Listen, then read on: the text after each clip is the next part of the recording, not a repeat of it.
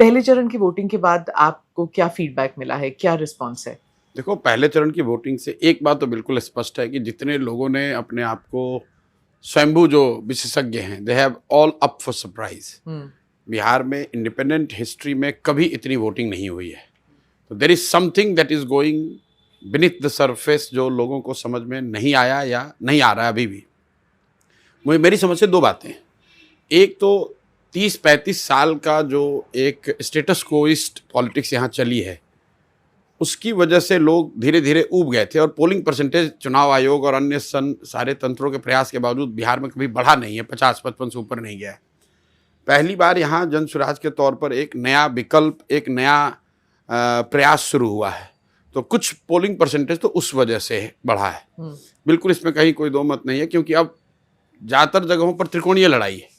पहले दो ही था, तो जो उनके समर्थक थे वो वोट देते थे, जो समर्थक नहीं थे वो छोड़ो भाई क्या ही करना है, लालू या नीतीश ही हैं। पहली बार एक कोई नया, चाहे आप उसको पसंद करें न करें, उसकी वायबिलिटी क्या है नहीं है, ये पहली बार ऐसा हो रहा है। दूसरा जो फैक्टर मुझे दिख रहा है कि इसी से जुड़ा हुआ है माइग्रेंट लेबर का, प्रवासी मजदूर। इस बार के चुनाव का एक्स फैक्टर महिलाएं नहीं है बिहार में, वो प्रवासी मजदूर हैं जो छठ के लिए आए थे और रुक गए हैं। वो रुकते नहीं थे। वो भी लिंक इसलिए है कि पहले जब लालू नीतीश का ही था तो लोग ठीक है भाई जो होगा होगा, हम तो वापस जा रहे हैं। इस बार लोगों को लग रहा है कि नहीं, रुक के देख लेते हैं, वोट करके देख लेते हैं, शायद बदल जाए, शायद हमारी ज़िंदगी भी सुधर जाए। तो ये दोनों फैक्टर जो है ये बहुत बड़ा रोल प्ले किया है। और 10 परसेंटेज पॉइंट। पर जो माइग्रेंट लेबर है उनको लाया कौन था? आप नहीं लाया कौन, ये महत्वपूर्ण नहीं है। पर वही होता था ना? नहीं, पहले होता था। देखिए, माइग्रेंट लेबर कैप्टिव वोटर होता था एनडीए का, और इसी वजह से एनडीए के लोगों ने आज से करीब 6-8 महीने पहले बहुत बड़ा एक प्रयास किया था, पूरे देश भर में घूमकर कोई एक भारत श्रेष्ठ भारत के तहत एक कैंपेन किया था। बड़े बड़े नेता गए थे कि भाई आप लोग सब लोग प्रवासी वापस चलिए और वोट देकर आइए। रेलवे ने बाज़ाब्ता 20% डिस्काउंट भी ऑफर किया, 12,000 ट्रेन चलाने की बात हुई।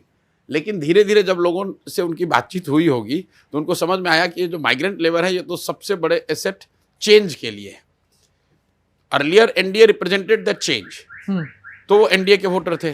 टुडेज कॉन्टेक्स्ट जन Swaraj is representing the change, और वो इतनी बड़ी संख्या है उनकी प्रवासी मजदूरों की कि that is going to change the scale and the result of the election. 2 महीने पहले जब पटना में बात हुई थी हमारी, तब ऐसे लग रहा था, सब कह रहे थे, सिर्फ आप नहीं, सब कह रहे थे कि नीतीश कुमार जी का वक्त खत्म हो गया है, वो रिटायर होने वाले हैं, अगर जीत भी गए तो गद्दी पे नहीं बैठेंगे।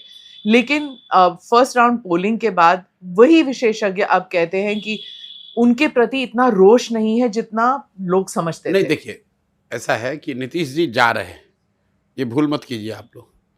इस इलेक्शन में अभी 65-67% वोट बिहार में होना ये प्रो इनकम्बेंसी नहीं है, ये नहीं हो सकता है, संभव ही नहीं है। तो अभी आप रिजल्ट को आने दीजिए, क्योंकि बड़ा मेस्ड अप सिचुएशन है। Unless you are doing a scientific exit poll, जो लोग भी बात कर रहे हैं वो हवा में बात कर रहे हैं, इसलिए बात कर रहे हैं।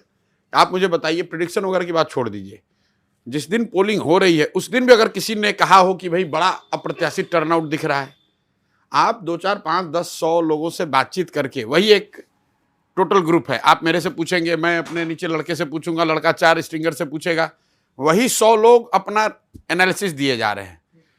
मुझे ये कोई बता दे कि भाई जब पोलिंग हो रही थी 9 तारीख को, तो 11 बजे, 1 बजे, 3 बजे, जब तक नंबर नहीं आए इसी के, किसी ने बताया हो कि भाई बहुत भयानक वोटिंग दिख रही है? किसी ने नहीं बताया। तो जब आपको ये नहीं पता है कि कितने लोग वोट देने जा रहे हैं, तो ये कैसे पता है कि वो किसको वोट देने जा रहे हैं? देखिए, हम लोग मेडिकल का मैं एक एग्जाम्पल देता हूँ। पहले डॉक्टर्स के पास डायग्नोस्टिक का इतना सपोर्ट नहीं था, रेडियोलॉजी इतनी एडवांस नहीं थी, फिर भी ट्रीटमेंट तो होता था। अनुभव के आधार पर और लक्षणों को देखकर डॉक्टर ट्रीटमेंट करते थे, और कई अनुभव के आधार पर कई लोग उसको सही भी करते थे। उसी तरह राजनीति में भी वही है, अनुभव के आधार पर आप कुछ बात एनालाइज करते हैं और कई जगह पर वो ठीक भी होता है, लेकिन उसका कोई साइंटिफिक आधार नहीं है। Unless somebody is doing a scientific exit poll, nobody can tell what the result is going to be on 14th. Namaste, Jai Hind. You're watching ANI podcast with Smita Prakash. अगर हम उसको मस्जिद कहेंगे तो फिर विवाद होगा।